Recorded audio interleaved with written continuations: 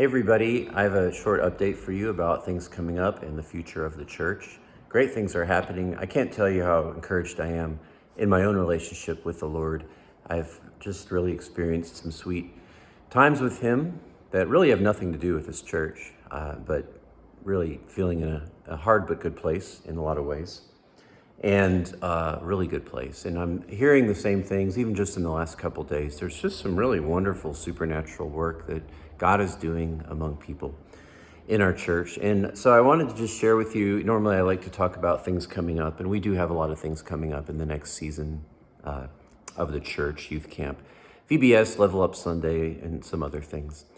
But more importantly, I want to spend just a few minutes with you here in this monthly video and talk about kind of what's next. And the backdrop I have here is this article of when we first moved in this building. And this is a schematic I drew and discussed with our leaders at our leadership meeting a few days ago. And just felt impressed to share it with you. We looked at Psalm 127, 1 and 2, which is the passage you might have heard it. It says, "Unless the Lord builds this house, they labor in vain that try to build it." And we talked about where we've been in the last 9 months and knocking down the old building over there and refitting some things and finishing that project up, and it's been great. And then talking about what's next. And so we just looked at that passage and kind of looked at Jesus being the foundation of things. And then over here is the church, and then this is sort of us, the people of the church. And we looked at the church and we thought about all the things that God has to build for a structure to be strong and work. And anyone can build anything, but if you don't build it right, it's not going to be effective. And then we just talked about what if some of those things were taken away? What if teaching was taken away, or what if prayer ministry was taken away, or what if confession was taken away, and how it really leaves the church in a place that's hurting. And on that note, we really the next thing that we want to happen before we think about building another building, which would be nice because a lot of Sundays lately it's been very full, is to really just shore up things in the church, the structures, the ministries. And that's all the ministries of this church. Some of them right now are really kind of under construction, needing new leadership, needing new faith, needing new volunteers.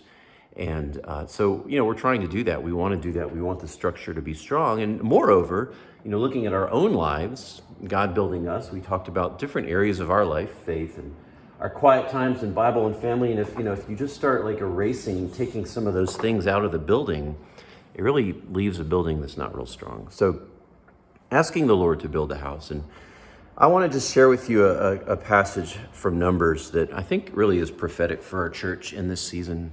And it says, it's just talking about the cloud and the fire that led the people of Israel. And whenever the cloud was lifted, the sons of Israel would set out. Whenever the cloud would rest and settle, they remained camped. And we don't ever want to rush things. We want to operate according to God's timeline. And it says here in the end of Numbers 9, "When the cloud was lifted, they would set out. When the cloud settled, they would remain. Whether it was 2 days or a month or a year that the cloud lingered over the tabernacle, staying above it, the sons of Israel remained camped and did not set out. But when it was lifted, they did set out." And that's really what we want. We want to be in the place where the cloud of the Lord is lingering. And we don't want to leave that. So if He's saying go, we don't want to stay. And if He's saying stay, we don't want to go. It's very important.